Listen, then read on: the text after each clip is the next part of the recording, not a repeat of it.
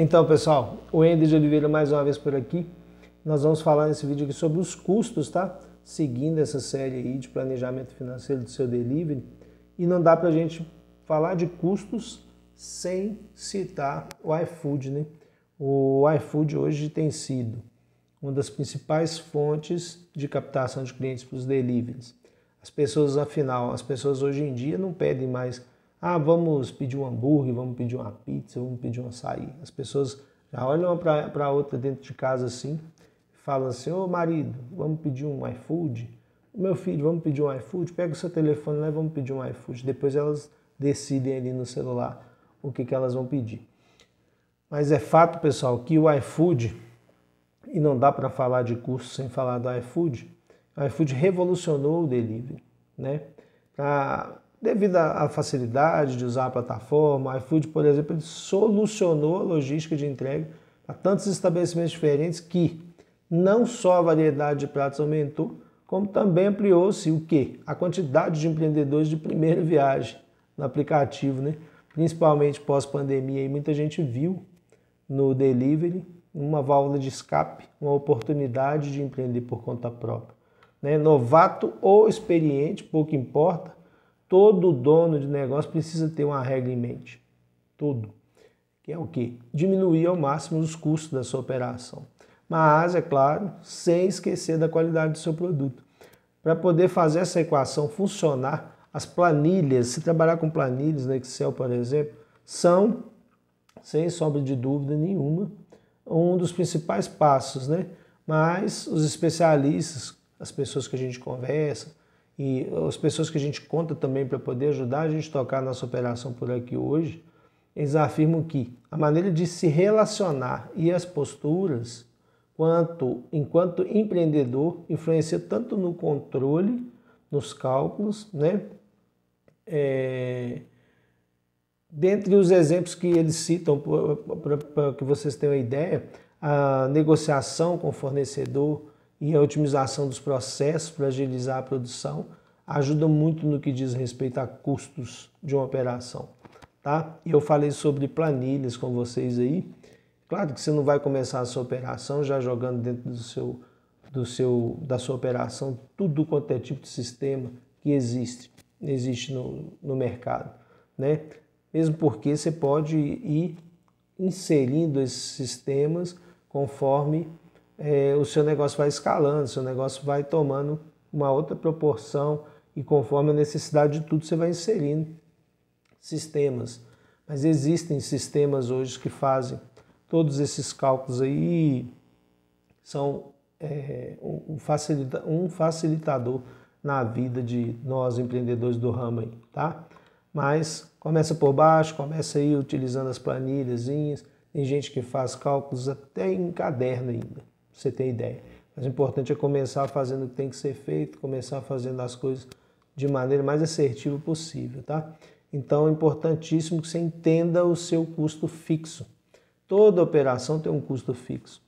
O valor mensal para manter a estrutura e pessoas e o negócio funcionando, isso é o custo fixo. Tudo aquilo que tem de custo no seu delivery, na sua operação, que você vai pagar de qualquer forma, com a loja aberta ou fechada.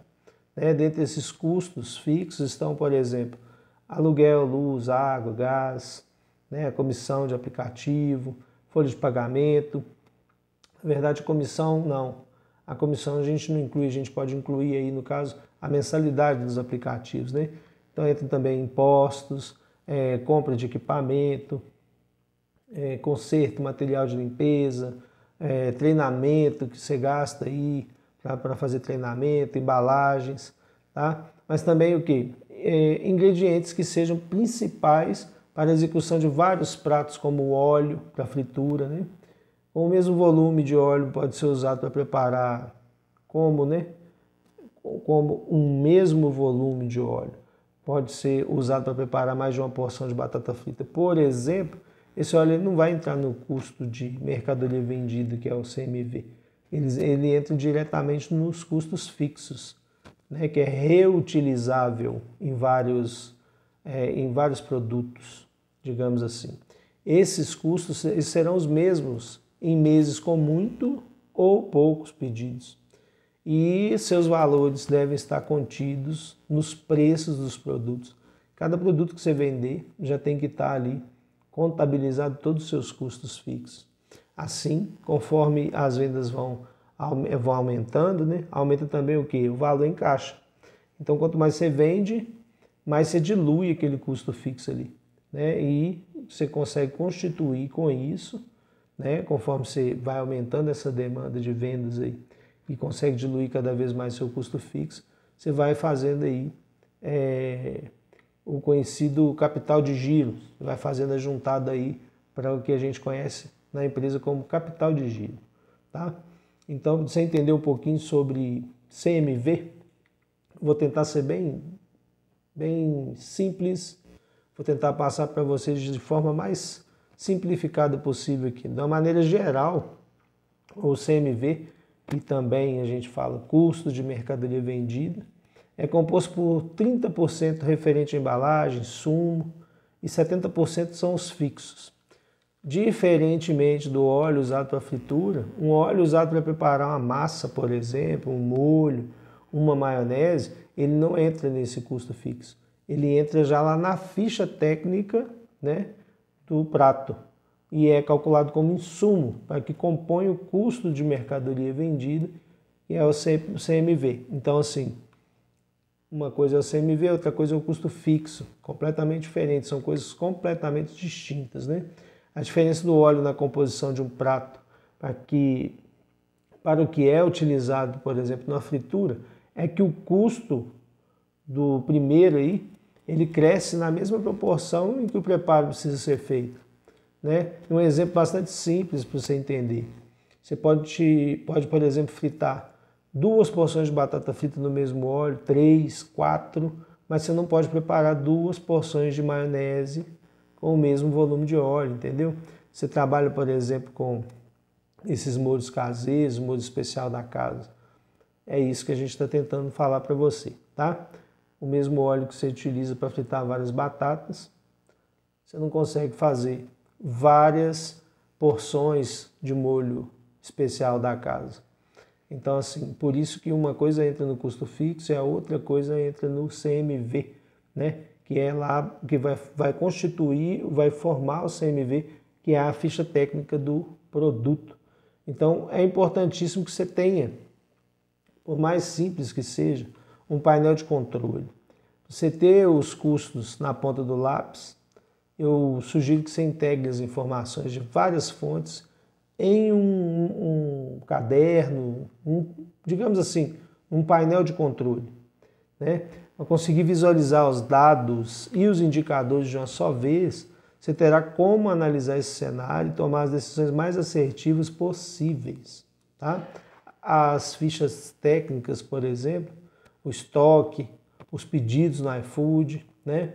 Quanto aos insights, o cruzamento desses dados não poderá gerar a sua administração. Pensa, quantas sacadas você vai ter quando você tiver todas essas informações registradas para que você possa ver sempre que você precisar e analisar, né?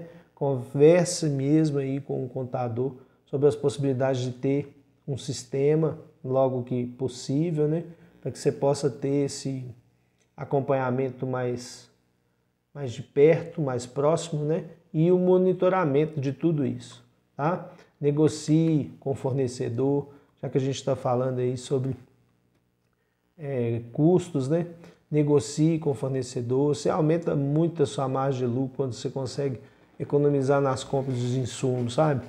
A gente até fala muito que o empreendedor ele ganha muito nas compras, muito mais nas compras que nas vendas propriamente ditas, né? A gente ganha muito negociando diretamente com os fornecedores. Ao manter o custo do produto baixo ou diminuí-lo aos poucos, a sua margem aumenta, né? E com isso seu capital de giro, reserva financeira também. Então, ao ter dinheiro em caixa, a gente consegue negociar descontos maiores junto desses fornecedores. A gente consegue descontos também quando a gente consegue fazer os pagamentos à vista. Então, a gente consegue ampliar a nossa margem de lucro com essas negociações, né? Então, assim, existem programas que você consegue encontrar também uma infinidade de fornecedores que podem proporcionar essa diminuição de custos e, por consequência, você vai acabar aumentando o seu capital de giro, né? É interessante também você otimizar aí na sua operação os processos, né, e o ambiente ali na sua operação. Em uma cozinha com pouco aproveitamento de espaço, equipamentos defasados ou execuções de processos de maneira manual em vez de automatizado, isso se torna gargalos de produtividade na sua operação, né? E com o mercado cada vez mais exigente, você não pode se submeter a isso. Então, pequenas ações aí, como de lavar uma louça, por exemplo, pode ser feito com mais eficiente por uma pessoa, né? Mas você vai colocar na ponta do lápis ali mesmo uma máquina de lavar a louça. Ela pode economizar tempo do seu colaborador para que ele possa, né, produzir muito mais dentro da sua operação, e o investimento que você faz nessa lava-louça, por exemplo, ele pode ser facilmente reposto ali, né, com esse colaborador tá executando as tarefas mais importantes dentro da sua operação. Então, assim, especialmente quando o volume de pedidos da sua operação aumenta, você vai passar, pode ter certeza absoluta, a pensar nesse lance aí, de ter ali o seu colaborador pronto, né, sempre que necessário, para produzir e enviar os pedidos, tá? Então, assim, é importante você se ater com relação à tecnologia, a inovações aí na sua operação. Invista bastante também em capital humano, tá? Enquanto as máquinas, por exemplo, podem fazer processos repetitivos e simples em vez de pessoas, invista em capital humano para executar a estratégia da empresa e melhorar os processos ali dentro. Um funcionário, por exemplo, né? Que recebe 2.000 é um investimento a longo prazo. Em 10 anos você investiu nele quanto? 240 mil. Então, você pesquisar aí por treinamentos para oferecer sua equipe, para que eles tenham uma melhor produtividade, né? Se você passar a fazer, por exemplo, reuniões semanais ou mensais com todo o time, você consegue fazer com que cada ponto dentro da sua operação tenha sejam identificados dentro da sua operação vários pontos de melhoria, né? E assim, você vai estar tirando o melhor proveito em cada setor, em cada canto da sua operação, tá? É importante que você faça cada melhoria ser notada. A cada aumento de preço no insumo, investimento em equipamento, em capital humano, qualquer coisa que você fizer na sua operação, é inevitável você fazer o repasse, né, para o consumidor final, para o seu cliente. Só que tenha em mente como você vai comunicar essa melhoria para as pessoas, para que eles notem o valor agregado daquele produto, né? Às vezes essa melhoria, por exemplo, pode ser na agilidade da entrega, na adequação de uma embalagem, né? Ou até mesmo no tipo de atendimento. Então o cliente pode facilmente perceber esse investimento que você fez na sua operação aí, se você fizer com que essas melhorias, esses investimentos que você faz na sua operação aí, visando uma melhor qualidade, sejam notados por eles, tá? No próximo vídeo a gente vai falar sobre o lucro, tá? E é realmente um assunto chato, um assunto complexo, que eu sei que nem todos chegarão aqui onde você chegou, tá? Até o próximo vídeo aí.